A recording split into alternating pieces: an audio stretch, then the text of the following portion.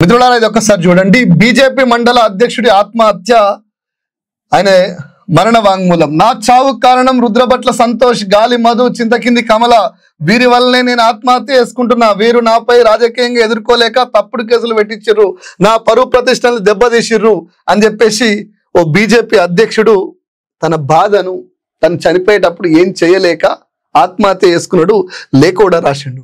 మిత్రులారా, రాజకీయంగా ఎదగాలంటే మంచి పనులు చేయాలి, ప్రజల మనసును దోసుకోవాలి.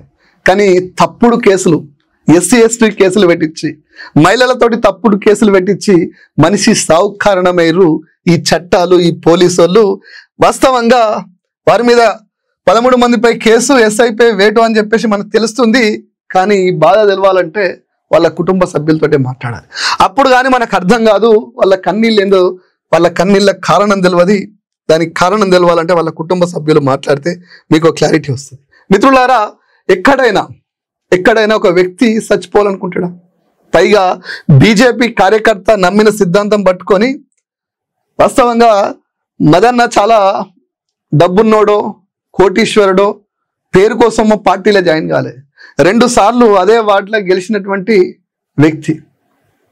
కిరణికి ఇవాళ ఉంటే పొద్దున ఉంటే రేపు ఉంటుందో, రాత్రి ఉంటుందో ఉండదో అన్నది దౌర్భాగ్య పరిస్థితి. నమ్మిన సిద్ధాంతం కోసం ప్రజల పక్షాన్ని నిలబడుతూ, ఆయన కూడా హార్ట్ ప్రాబ్లం ఉండే.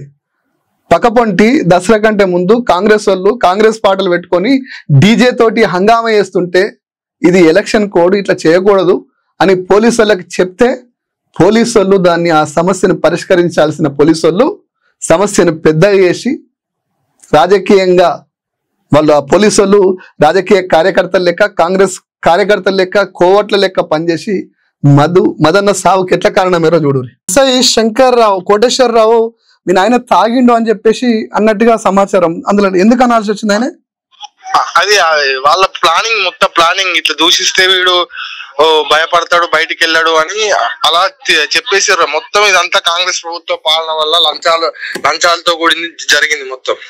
దీనికి కారణం, మీ నాయన చావు కారణం ఎవరు? సింపుల్ గా కాంగ్రెస్ నాయకులు, గాలి మధు, రుద్రభట్ల సంతోష్ కుమార్, చింతకింది కమల, వాళ్ళ ఒత్తిడి వల్లనే మా మీద కేసు పెట్టించి కావాలని ఇప్పుడు నడిపించేదంతా రుద్రభట్ల సంతోష్ కుమార్ గాని, గాలి మధు గాని, షాబీర్ అలీ గాని. రుద్రభట్ల అంటే బ్రాహ్మణోళ్ళు, వీళ్ళు జెడ్పీటీసీ కదనే. Ex ZPTC. ఇప్పుడు జెడ్పీటీసీ వేస్తా నామినేషన్ మీద రాసిండు. ఇప్పుడు వీడేస్తే ఉన్నదంతా బీజేపీ మంచి పనులు వేసిండు, మొత్తం ఆటోమేటిక్ గా ఆయన గెలుస్తాడు, వీడు బరిలో ఉండద్దనే ఇలా వేసిర్రు. కేసు పెట్టించి ఆ 3 నెలలో 4 నెలలు జైలు పంపిస్తే వచ్చే వరకు ఓట్లు అయిపోతాయి, మేము మా పార్టీ మాది గెలుస్తుంది అని అలా కుట్ర పని కేసులు పెట్టి ఇట్లా. మీ నాయన యూరియా బస్తా, ఆ ఊరు సర్పంచ్ యూరియాలు ఇక్కడ చేస్తే కేసు పెట్టినట్ట, పిటిషన్ ఇచ్చినట్ట, నిజమేనా? నిజమే. ఆ పిటిషన్ ఇచ్చిన తర్వాతనే ఇదంతా జరిగి దసరా రోజు కావాలని కాంగ్రెస్ పాటలు పెట్టి రెచ్చగొట్టి, చిన్న పిల్లలు ఉన్నారు పడుకుంటలేరు అన్న, సౌండ్ ఎక్కువ పెడుతున్నారు, తక్కువ అన్న పెట్టివాను, కావాలని ఇట్లా చేస్తున్నారు అంటే ఆ వాడకి వెళ్ళి, అంటే ఆ డీజే పెట్టిన దగ్గరికి కాకుండా కొంచెం ముందర అక్కడ వేరే వాడకి వెళ్ళి ఎస్ఐసార్ కు ఒక 10 times ఫోన్ చేస్తే రాలేదు. చేయంగా కానిస్టేబుల్ పంపించి కానిస్టేబుల్ ఉన్నంత వరకేమో వాళ్ళు సౌండ్ తక్కువ పెట్టడం, వెళ్ళిన తర్వాత మళ్ళీ రెచ్చగొట్టి మళ్ళీ ఎక్కువ పెట్టడం. ఇట్లా మళ్ళీ ఎస్ఐ గారికి కాల్ చేసినా స్పందించలేదు. స్పందించకపోయేసరికి 100కి డయల్ చేసింది డాడీ. ఇట్లా ఎన్నికల కూడా ఇట్లా అమల్లో ఉండగా ఇట్లా కాంగ్రెస్ పార్టీలో పెట్టి ఇట్లా చేస్తున్నారు, ఎస్ఐ గారికి చెప్పిన పట్టించుకోవట్లేదు అన్న వాళ్ళే మళ్ళీ ఇక వాళ్ళు ఎస్ఐ గారికి ఫోన్ చేసి వచ్చేసరికి ఎస్ఐ వచ్చేసి బాక్సులు తీసుకొని వెళ్ళిండు. ఇతను ఏటమా అనే వ్యక్తి 100కి ఫోన్ చేసిండు, అందువలన మేము తీసుకుపోతున్నాం అని వాళ్ళకి చెప్పి వాళ్ళను ఈ గాలి మధు, సమ్మయ్య, మంత్రి రమేష్, చింతకింది కమల, వాళ్ళందరిని పట్టుకొని ఇంటికి వచ్చి బెదిరించారు. ఒక్క నిమిషం లైన్ లో ఉండు. ప్రజలారా, ఒక్కసారి ఆలోచన చేయండి. ఎవరి ఇంట్లో చనిపోయినా, ఇలా మాట్లాడుతున్న వాళ్ళ తండ్రే కాదు, మన ఇంట్లో ఒక కుటుంబ సభ్యుడు చచ్చిపోతే ఎట్లా ఉంటుందో ఒకసారి ఆలోచన చేయండి. చనిపోయే ముందు ప్రపంచంలో ఎవరు అబద్ధాలు చెప్పరు. పైగా ఒక నమ్మిన సిద్ధాంతాన్ని పట్టుకొని, భారతీయ జనతా పార్టీ వాదాన్ని పట్టుకొని ఆ మారుమూల గ్రామంలో, నిజంగా మీకు అలా విజువల్స్ లేవు నా దగ్గర, వాళ్ళ ఇంట్లో కిటికీలు కూడా సరిగ్గా ఉండే. పోనీ డబ్బున్నోడో కోటీశ్వరుడో అనుకునేరు, డబ్బు లేదు, ఆస్తులు లేవు, ఉండడానికి ఇల్లు కూడా సరిగ్గా లేదు. అట్లాంటి వ్యక్తి రెండు సార్లు అక్కడ వార్డ్ నెంబర్ గా గెలిచిన వ్యక్తి, పెద్ద శరీరం ఉంటది ఆయనకి. ఆయనే ఒక మహిళని అసభ్యంగా ప్రవర్తించండి, మందు తాగుతాడని కోటేశ్వరరావు అనే ఎస్ఐ, ఒక దళిత బిడ్డ, ఒక ఎస్ఐ ఇట్లా తప్పుడు మాటలు కాంగ్రెస్ కు అమ్ముడు పోయినట్టుగా కాంగ్రెస్ వాళ్ళ చెప్పు చేతుల్లో ఉండి, మిత్రులారా ఒకసారి ఆలోచన చేయండి. చనిపోయిన బిడ్డను పెట్టుకొని మాట్లాడతలేను, కానీ మన కుటుంబంలో కూడా ఇట్లాంటి పరిస్థితి వస్తుంది ఈ కాంగ్రెస్ వల్ల. ఈ కాంగ్రెస్ అరాచక పాలన వల్ల పోలీసు వాళ్ళు కాంగ్రెస్ వాళ్ళ కింద బానిసలు లెక్క పనిచేస్తారు. అయ్యా పోలీస్ బాసులారా, నేను మిమ్మల్ని సూటిగా హెచ్చరిస్తున్నా, ఇలా ఈ అన్న చచ్చిపోవడానికి, మధుకరన్న చచ్చిపోవడానికి కారణం పోలీసులే. దేశంలో ఎక్కడైనా కంప్లైంట్ ఇస్తే కంప్లైంట్ దారుని నెంబరు, పేరు గోప్యంగా ఉంచాల్సిన పోలీసు వాళ్ళు ఏమన్నాడన్నా పోలీస్ ఆయన ఇప్పుడు మీ ఆడికి వచ్చినప్పుడు, నువ్వు బయటికి వెళ్ళరా, నువ్వు నీకేం పనిరా, మండలం మొత్తం చేస్తున్నారు కదా, నీకేమైతుంది, నువ్వు కూడా బీజేపీ పాటలు పెట్టి ఎగురుకో, నువ్వేమన్నా వేసుకో, నేను ఏమన్నా అబ్జెక్షన్ చెప్తున్నారా, నువ్వు రారా, నీ బయటికి రా, నువ్వు బయటికి వెళ్ళి నీ అంతే చూస్తాం, నీ పని అయిపోయింది రా అనేసరికి మేము అందరం ఉండి అద్దుడాడి వాళ్ళందరూ ఉన్నారు, బయటికి వెళ్ళొద్దు అనేసరికి ఒక 10-15 నిమిషాలు అట్లా చూసించి వెళ్ళిపోయారు. వెళ్ళి స్టేషన్కి వెళ్ళారు. మాకు తెలియదు, మేము బయటకు కూడా వెళ్ళలేదు ఆ రోజు మొత్తం. మిత్రులారా, ఒక ఎస్ఐ వచ్చి కంప్లైంట్ చేసిన నెంబర్ ని గోప్యంగా ఉంచాల్సింది పోయి, యోగిన కంప్లైంట్ చేసిండు, బీజేపీ వాడు కంప్లైంట్ చేసిండు, వాని మీద దాడి ఏరియా మూసుకెళ్ళినట్టు. ఈ సంఘటన జరిగినప్పుడు ఎస్ఐ ఉన్నాడు ఆడ. మళ్ళీ స్టేషన్ కి వెళ్ళిన తర్వాత ఫోన్ చేసిండు, ఈ రోజు నేను లేకుంటే నేను దావదింగే వాళ్ళు, నువ్వేమనుకుంటున్నావు అది అని మళ్ళీ ఎస్ఐ ఫోన్ చేసి మళ్ళీ బెదిరించిండు అదే రాత్రి. అంటే ఎందుకు సాగు కొడతారు? సౌండ్ తక్కువ పెట్టుకోమంటేనా? చిన్నపిల్లలు ఉన్నారు, సౌండ్ వద్దు. ఈయన కూడా మధుకర్ కూడా ఆరోగ్యం బాగాలేదు ఆయనకి. లేదు సౌండ్ తక్కువ పెట్టుకోమంటే చంపేస్తారా? కాంగ్రెస్ అంటే ఇంత అరాచకమా? ఏసీపీ వచ్చి వెళ్ళి విచారణ అయిపోయిన తర్వాత కూడా నువ్వు భయపడకు, నీ పార్టీ నువ్వు చూసుకో, నువ్వు దేనికి నామినేషన్ వేసుకుంటావు వేసుకో అని భుజం తట్టి చెప్పిన తర్వాత వెళ్ళిన తర్వాత మళ్ళీ నెక్స్ట్ డే ఎస్ఐ పిలిచి, నువ్వు ఒక్కనివే రావాలి, నువ్వు నడుచుకుంటారా, నువ్వు దొడ్డే ఉన్నావు కదా, నువ్వు నా పక్కగా ఉన్నావా, అది ఇది అన్నట్టు దూషించినట్టు మాట్లాడిండు. రాజకీయంగా దూషించిండు మొత్తం. నువ్వు దేనికి నామినేషన్ ఎత్తావురా, నేను చూస్తా, నేను ఈయనే ఉంటా కదా ఎలక్షన్ టైంలో, నువ్వు ఎట్లా తిరుగుతావు, నీ సంగతి చూస్తా అని అన్నాడు. ఈ మాటలే కరెక్ట్ గా 2006 తమ్మునికి యాదుకుందో లేదో కానీ తెలంగాణ సమాజం గుర్తుపెట్టుకోవాలి. దుర్గం శివరామ్ అని ఇండిపెండెంట్ గా ఎంపీటీస్ గెలిచి ఎంపీ పైన వ్యక్తిని ఇప్పటికి నక్సలైట్లు చంపిర్రా, కాంగ్రెస్ వాళ్ళు చంపిర్రా, ఎవరికి అర్థం కాదు. రేపటి డేటు 2012, రేపు 13, కరెక్ట్ గా 19 ఏళ్ల కింద 26/10/13 జరిగింది. శివరామ్ చంపారు. ఇలా మధుకరు అంటే 10/10/2026. ఒకసారి ఆలోచన చేయండి.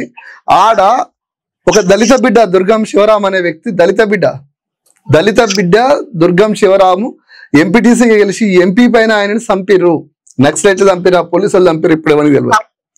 ఇలా మళ్ళా గదే పరిస్థితి, గదే ఏరియాలో మధుకర్ అనే బిడ్డని చచ్చిపోయే పరిస్థితి తెచ్చారు.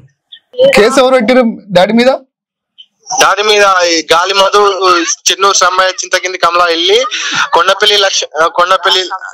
కొండపల్లి లక్ష్మి అనే ఆమె పేరుతోని నన్ను గిండు అని పెట్టిపించారు సార్. నిజంగా పోయిందా మీ డాడీ ఆడికి? దానికి ₹1,00,000 నేను ₹1,00,000 ఇచ్చి మిగతా జరిగేదంతా నేను చూసుకుంటాను. సంతోష్ కుమార్ గారు, ఈ షావీర్ అలీ గాని, సమ్మయ్య గాని, ఈ మంత్రి రమేష్ గాని, కమల గాని, వీళ్ళందరూ లంచాలు పెట్టి నువ్వు నీ పేరు మీద మేము ఏమున్నా డబ్బులు బట్టి మేము చూసుకుంటామని వాళ్ళు చెప్పారు. నాకు తగిన న్యాయం జరిగేటట్టు వాళ్ళందరికి శిక్ష పడేటట్టు చూడాలి. ఒక్కసారి ఆలోచన చేయండి. ఆయన బాధతో చెప్తుండు. నేను ఇప్పుడు తీసుకోవడమే భావ్యం కాదు, కానీ తెలంగాణ సమాజానికి తెలవాలి. కావాలని రాజకీయ కుట్రతోటి రాజకీయంగా ఒక వ్యక్తిని ఇబ్బంది పెట్టడం కోసం ఎస్సీ ఎస్టీ కేసును వాడుకున్నారు. మిత్రులారా, ఈ రాష్ట్ర మంత్రిగా పనిచేసినటువంటి దామోదర్ రాజనరసింహన్ నేను ఏదో కామెంట్ చేసినా అని సిద్దిపేటలో ఎస్సీ ఎస్టీ పిటిషన్ ఎట్లిచ్చిర్రో, రాజకీయంగా నేను అడిగిన ప్రశ్నకు సమాధానం చెప్పలేక, ఇలా ఈయన రాజకీయంగా ఎదుర్కోలేక ఈయన మీద ఎస్సీ ఎస్టీ కేసు పెట్టడమే కాక ఆమె ఏదో ఈండని, ఈయన 100 కిలోలు ఉంటాడు ఆల్మోస్ట్. ఈయన అడిగి అసలు ఈయనకి హెల్త్ బాగాలేదు, ఈయన ఇంట్లోనే ఉన్నాడు. ఈయన ఇంట్లో ఉన్నాయనే ఆడికి వెండని ఇగ్గిండని చెప్పేసి ఒక కేసు పెట్టించి ఆయన కోటేశ్వర్ తాగుబోతు, నువ్వు తాగుతావు అని చెప్పి అన్నాడు. 10 ఏళ్ల కింద బంద్ చేసిండు ఆయన. నువ్వు మండల్లో ఊర్లో ఎవరైనా తెలుసుకో, తాగుబోతని ఎస్సీ ఎస్టీ తిట్టిండని మానసికంగా కుంగి చచ్చిపోయింది ఈయన. ఎస్ఐ అరాచకాల వల్ల. ఎస్ఐ ఎందుకు అరాచకాలు చేస్తుండ అంటే ఎస్ఐకి సిఐ ఏసీపీ బాస్లే కనిపిస్తలేరు. కాంగ్రెస్ కండవ కప్పుకున్న వాళ్ళు బాస్లే కనిపించినప్పుడు వాళ్ళు కాంగ్రెస్ పాటలు పెట్టుకొని డ్యాన్సులు చేస్తుంటే అట్లా డ్యాన్సులు చేస్తాడు, మీ పాటల్ని కాంగ్రెస్ పాటలను ఆపుతుంది ఎవరో తెలుసా, బీజేపీడు అని చెప్పేసి ఈయన పేరు చెప్పారు. మిత్రులారా, పోలీసులను నమ్ముతాం, భద్రత మాదే బాధ్యత మాదే అంటే నమ్ముతాం. నమ్మి సార్గా సౌండ్ ఎక్కువ వస్తుంది జర చూడరు సార్ అంటే ఆయన పోయి సౌండ్ ఎక్కువ వస్తుంది ఇదేం పద్ధతి అని అడగాలి, పర్మిషన్ తీసుకున్నామని అడగాలి. అది వదిలేసి మీ పాటలు బంద్ చేయమని చెప్పింది గా బీజేపీ అని చెప్పేసి ఆయన మీదకి ఇంటికి మీదకి ఉసుగు వెళ్ళిన పోలీసులను ఇట్లా శిక్షించాలి.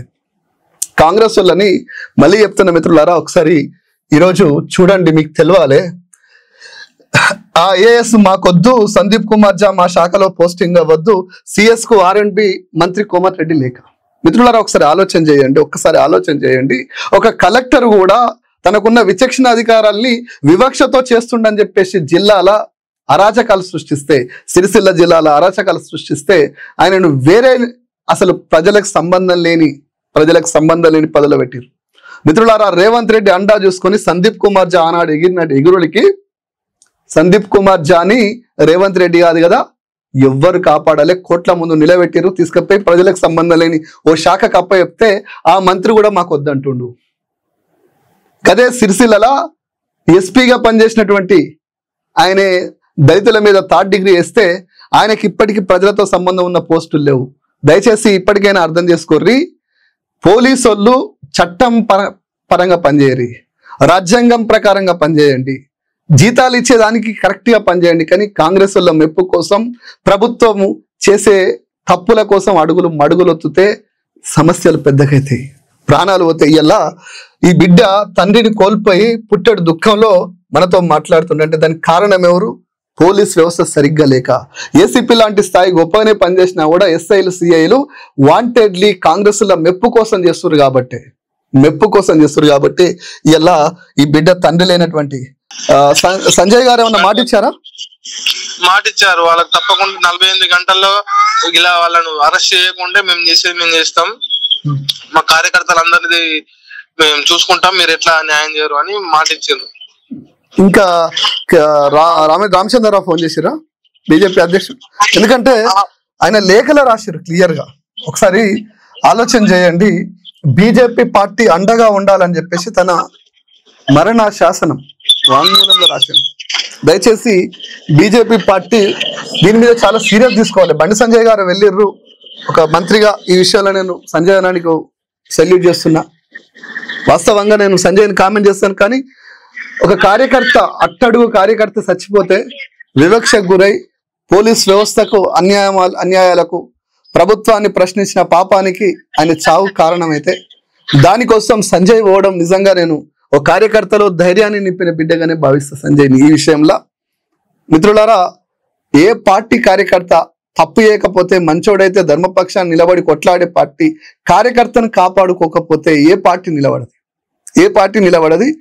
కార్యకర్తల భుజాల మీద మీరు స్వారీ చేసేవాళ్ళు, పల్లకెక్కేవాళ్ళు కాబట్టి పార్టీ బాగుండాలంటే కార్యకర్తలే బాగుంటారు. బీజేపీ పార్టీ కార్యకర్తలు సిద్ధాంతం కోసం, నమ్మిన సిద్ధాంతం కోసం ప్రాణాలైనా ఇస్తారు. అట్లాంటి కార్యకర్తల్ని కాపాడుకోకపోతే అస్సలు మంచిది కాదు. తమ్మని ఇంకా మనం ఎక్కువ ఇబ్బంది పెట్టలేం. నేను ఖచ్చితంగా వచ్చి నాకు తోచింది ఖచ్చితంగా మంచి సాయం చేసిపోతా. నాని, మీరు ధైర్యంగా ఉండండి, మిమ్మల్ని ఎవరేం చేయలేరు. అది కాంగ్రెస్ కంచుకోట గాని పోలీసు వాళ్ళు కాంగ్రెస్ కార్యకర్త లెక్క పనిచేయని, మీకేమీ కాదు. మళ్ళీ చెప్తున్నా, ఎవరు ఎన్ని కుట్రలు చేసినా మీరు నిలబడండి.